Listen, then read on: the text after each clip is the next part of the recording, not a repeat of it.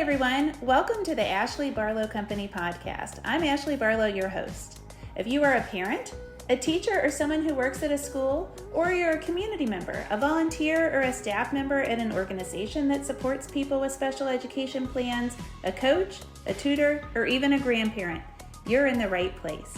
Sit back with an ice cold glass of lemonade, put on your walking shoes and grab some headphones, roll down the windows and cruise. Ready, set, go. Educate, advocate, collaborate. Welcome back to another episode of Special Education Advocacy with Ashley Barlow. I'm Ashley Barlow, and I'm so happy you're here. Friends, today we're going to talk about that D. It's all about the D. D stands for data, and we are going to be talking about data. Progress monitoring is a super duper quadruple pooper scooper important part of the IEP process and special education practice.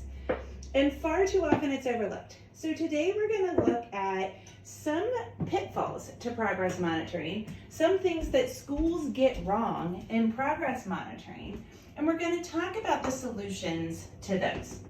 So I've got some good content for you today. This is a little technical, a little education practice-y, which is something that we don't get into very often. I get into stuff like this in the Special Education Advocacy Lab, which is my online course to help parents advocate in special education. This just felt like something that was important to talk about here on the podcast as well, mainly because I've had a lot of conversations about progress monitoring recently, and I know that there's a lot of misconceptions out there about progress monitoring.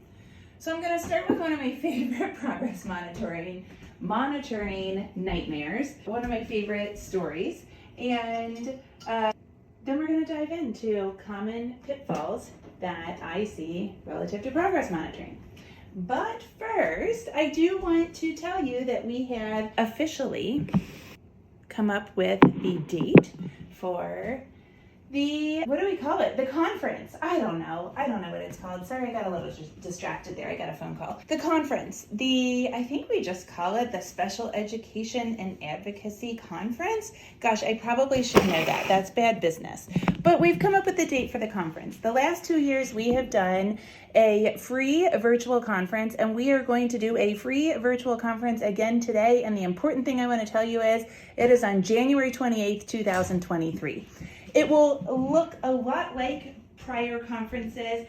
I do think we might have some bells and whistles that we're going to add on. We are developing it still as we speak, but I want for you to mark your calendars for January 28th, 2023. As has been the case in the past, if you attend live, it will be free. If you want on demand, that will be available as well. And that on demand is great if you attend live and there are 2 things at one time that you want to watch, or if you are unable to attend all or part of it live because we've got busy lives. So January 28th, 2023, we will likely go from morning until midday, 9 to 1, 9 to 2-ish, and that will be Eastern time. And if you've got any recommendations for speakers or vendors, you can send them my way. So you can connect us via direct message on social media, Facebook or Instagram. You can send me an email. If you've got my cell phone number, you can text me. So that's where we are. I'm excited to share that information with you. It's coming together nicely. All right, moving right along, let's talk about progress monitoring. And I'm going to start with one of my favorite progress monitoring stories. Okay, as I was planning this earlier in the week, I was really trying to rack my brain with what this skill was that we were monitoring, mainly because I like to come up with another skill that's similar when I tell these stories to protect confidentiality. And I cannot remember the skill. And I even went into the IEP for this particular student to look, and I couldn't remember when I looked at the skill. So I have chosen a skill that is not on this child's IEP in order to provide confidentiality, and I think it doesn't necessarily matter. Okay, so the skill that we are going to use, again, is not the skill that we were monitoring on this particular child. But let's say that it was rote counting, okay? So we're just trying to count to the number 30. And I oftentimes use the number 30 because if you can get to 30, then, and if you can count by tens, and if you can count by hundreds and thousands, then you can count to anything, because once you get past 29 and you kind of get in that rhythm of 21, 22, 23, okay, right? You get it. All right, so we're counting to 30. That's what the goal is here. And so they, gave me the paragraph that you sometimes get. No graph, no like raw data. I got the paragraph. This child can occasionally count to 30, and they are currently counting to 30 with 70% accuracy or something. It was abysmal. It was like 30% accuracy. And I was like, well, what's that mean? They can do it with 70% accuracy. Like, how many data points did you look at in order, is that 70, or rather, let's say it was 30 because it was not good. Is that 30 an average over the last couple of weeks or months? Is it just what they did on their last data point? Where's that average or that 30 coming from? And they couldn't answer it. So I was like, well, that's interesting. And so I was like, well, can I see it over the course of time? Like how this child's done? Because, if you count to 5 and then you count to 10 and then you count to 15, like, oh, that's good. We're making some progress.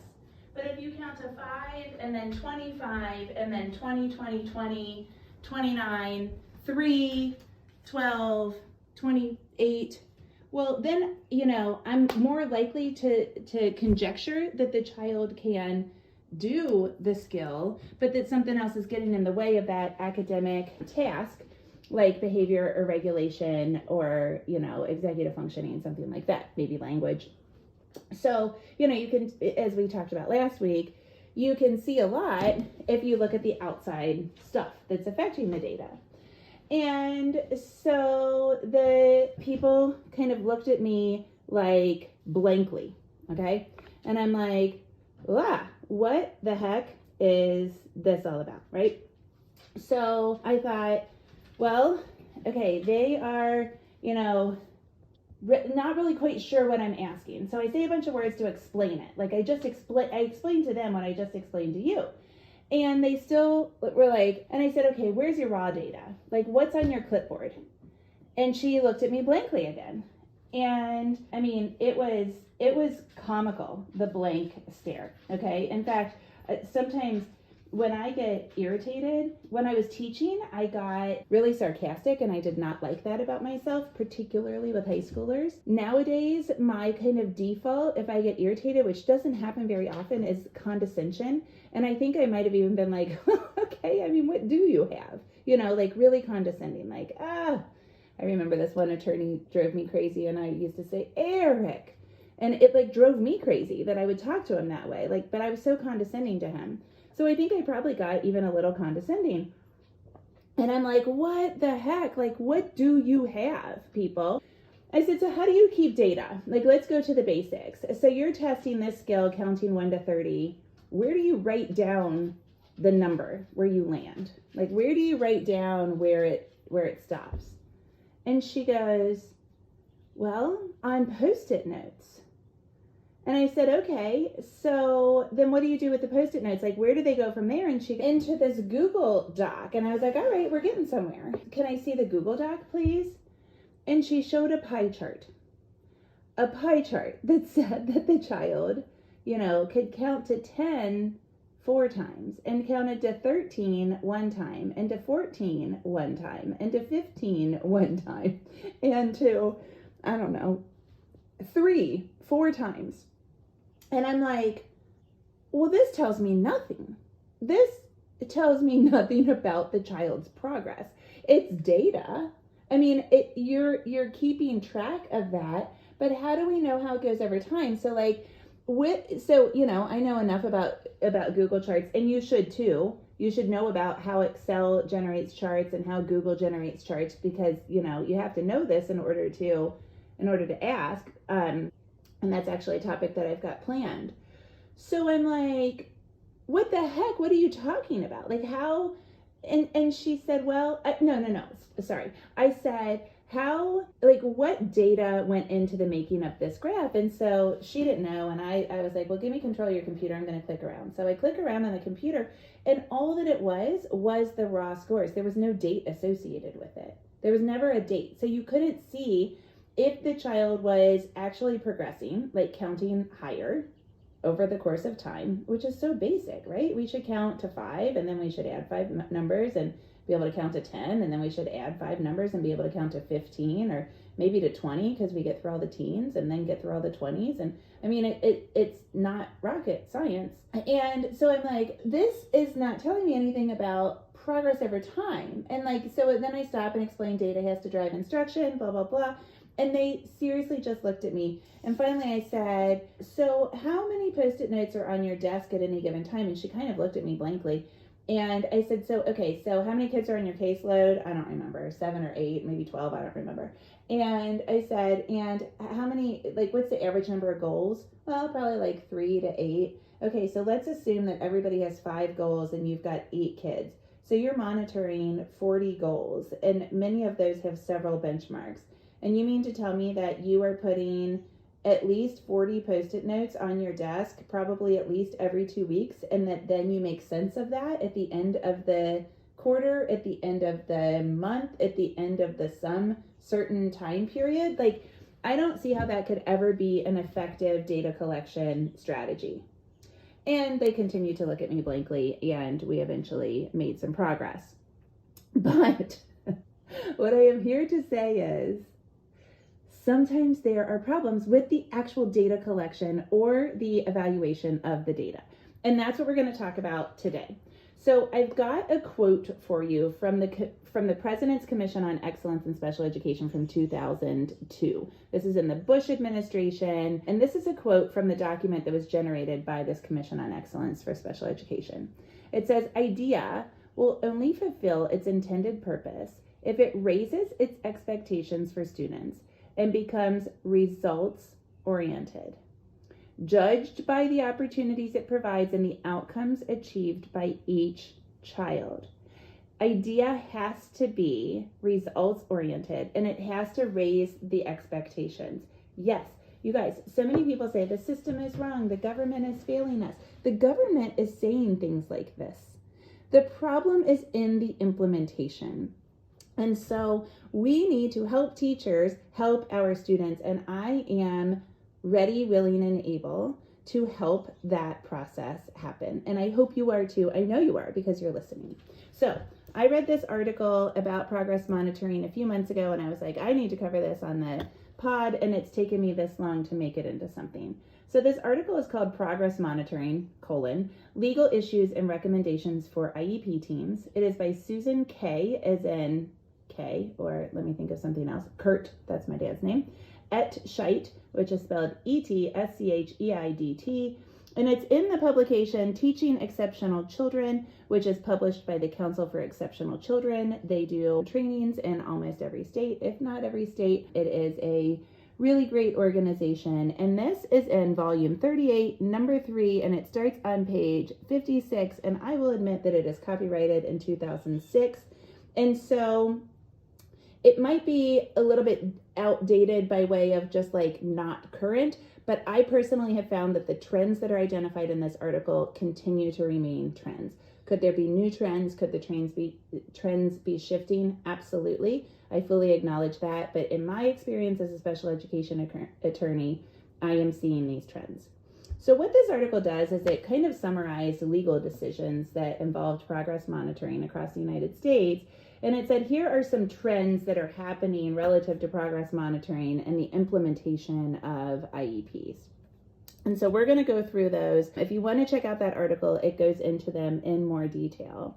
But I'm going to go through 4 of the trends. The first one is what I just talked about, and that is that the IEP team fails to develop or implement progress monitoring plans.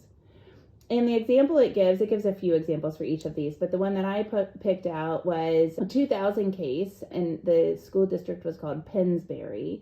or Pennsbury maybe. And what happened was the hearing officer decided that the IEP lacked adequate statements about how the student's progress towards the annual goals would be measured, and that the IEP was not reasonably calculated to provide educational benefit to the child. So backing that out, like, what's the obligation? The obligation is that the progress monitoring has to be very, very clear. We have to know what we are monitoring. So in the lab, if you've taken the lab, we talk about the specifics, 5 elements that I think are in a well-written goal. And the reason that I've come up with those 5 specifics, or the reason that I subscribe to this school of thought, is because I look at goals always kind of thinking about how they're going to be progress monitored. And so when I sit down to draft a goal, I'm thinking, well, how are we going to monitor this, and how are we going to know if the child is making progress? So we're looking at how the goal will be measured, and that has to be specifically stated in the IEP. In almost every single IEP meeting I attend with a client, I have to ask that with 1 or 2 of the goals, at least, many times all of them, to really make sure that we know what we're monitoring. So if you don't understand what you're monitoring, or how the monitoring will be done, or how we're going to make sure that the child is making progress, actual progress, from counting to 5 to 10 to 25, then ask enough questions that you can get the goal written well, and you can get that statement in the IEP saying, this is how we're going to monitor progress. Okay, number 2. Sorry, I had to have a drink of coffee. Number 2, abilities for progress monitoring can be improperly delegated. This happens all the time. In fact, in IEP meetings, I now ask, who's going to monitor progress on this, and where are we going to do it? Sometimes we're looking at monitoring progress in 2 different settings, gen ed and special ed, or in a noisy environment and a quiet environment, or in the cafeteria and in the gym, etc., etc. Sometimes we are looking at progress monitoring done by a related service professional and a gen ed teacher. Like, the OT is consulting with the gen ed teacher, so the gen ed teacher is taking progress, but the OT comes in and takes progress on the same goal once a month. Sometimes we've got teacher's assistants and people that are not certified helping with progress monitoring. Who is going to monitor the progress, and how are we going to ensure that the monitoring itself is consistent?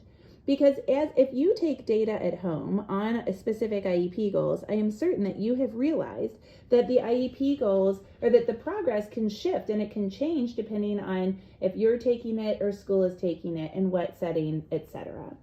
So there was a case called Sioux City Community School District versus Western Hills Area Education Agency. And what happened in that case was the judge determined that the confusion of roles and responsibilities relative to IEP implementation and progress monitoring may have been an artifact of insufficient planning. And in this case, it was an inclusion case. And so it was an insufficient planning relative to inclusion.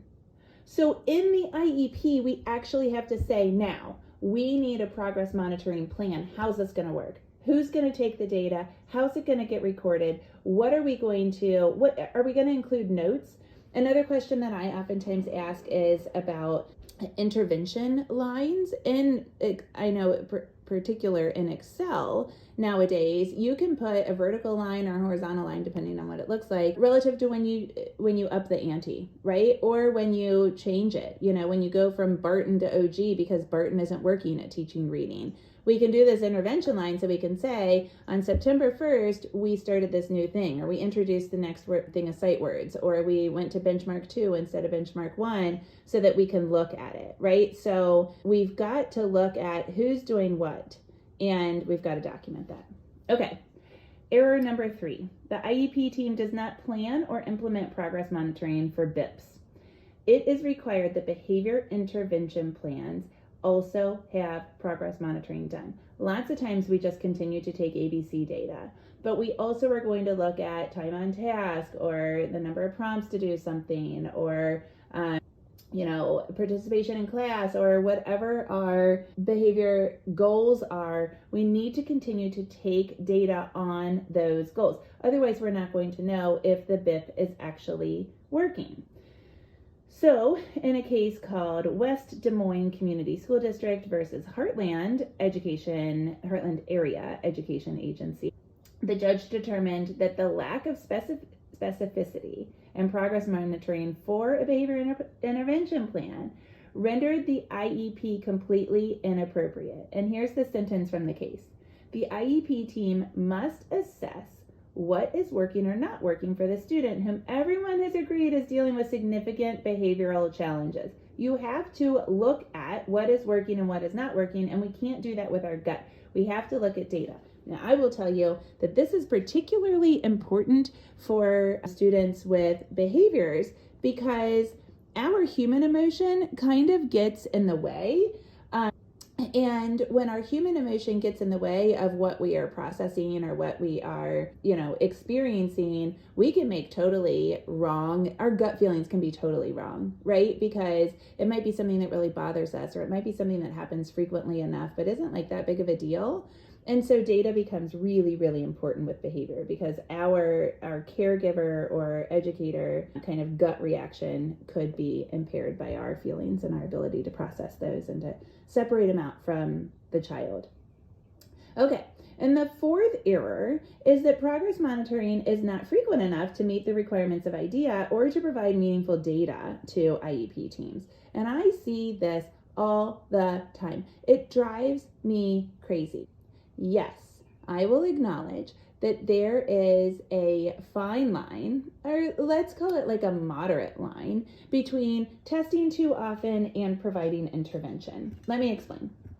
So a child goes to special education and, they get the heart of the IEP, that specially designed instruction. Yahoo! Like, I have these goals, and a team of really knowledgeable, passionate people have sat down to develop the goals and then to say how they're going to teach me in order to make meaningful progress towards these goals. That is exciting. And by the way, that's going to be uniquely tailored to me and my profile and everything that makes me me. This is exciting stuff. And so that's great. That's like super exciting. But then what happens is we either only go to special education to get tested. This happens in reading all the time. You just read and test, read and test, read and test. It's super easy to track fluency with those word counts. It's super easy to track comprehension with worksheets. And so you go and you just read and take a worksheet, read and take a worksheet, but nobody's ever teaching you. And the opposite is you get taught, and nobody ever takes data. Of course, the perfect storm is when you go and you play on the train table and watch YouTube videos and you aren't taught and nobody takes progress monitoring data, which parents think happens a lot, and in my experience happens a mild to moderate amount of time. Okay, so we have to take progress and we have to do it consistently and frequently. So that might mean always doing it on a Wednesday. That might mean always doing it in the morning. That might mean doing it daily at times, weekly at times, twice a week, every other week, monthly. It means doing it in a way with frequency and consistency that we can do something with it. Okay, kids are in school about 9 months a year in most districts in America. And so, and some go year round and some go less than that. And there's many variations, but I think the majority of kids are in school about 9 months. And so if we're in school 9 months, and if we've developed these few goals, right? Like in all of school, we're only going to have 13 goals or 5 goals or 8 goals. My personal opinion is we can monitor progress more often than monthly on most of them, because we are only going to get like 8 data points. And how are we really going to know if we've got something mastered if we're only looking at it monthly, right? If you're trying to lose weight, or if you're trying to run further, or if you're trying to cook more often, you're going to look at the data on how many meals you cooked or how many pounds you lost or how far you ran more often than monthly. So that, because if you aren't getting to 5 meals a week, then you're going to be like, okay, how can I get more organized? What can I do at the grocery store? Who can help me with carpool? What can I do to change that so that I can get to cooking 5 meals per week. And so if we don't look at it, we don't make sense of it, then we aren't actually letting the data drive the instruction. We aren't letting that progress monitoring information help us to change things up in order to help the child make progress. Okay, so those are the 4 things that this article identified as trends where problems can occur with progress monitoring. Again, written in 2006, but I still see these trends on a regular and recurring basis. And so what do I think? I think progress monitoring needs to be extremely specific and it needs to be extremely consistent. And to the extent that you don't understand the way progress will be monitored and who's going to do it and how often it's going to be done, and if you can't set up a spreadsheet or a system to monitor that IEP goal yourself, regardless of whether or not you plan to actually do it, you need to ask enough questions that the IEP team develops a progress monitoring plan that will in fact be effective to tell you something about the child's progress. Okay, that'll do it for today. Don't forget to save the date for the conference, which is January 28th, 2023. Don't forget to connect me with any potential speakers and or vendors for that free virtual event. And I will see you next time, same place here at Special Education Advocacy with Ashley Barlow.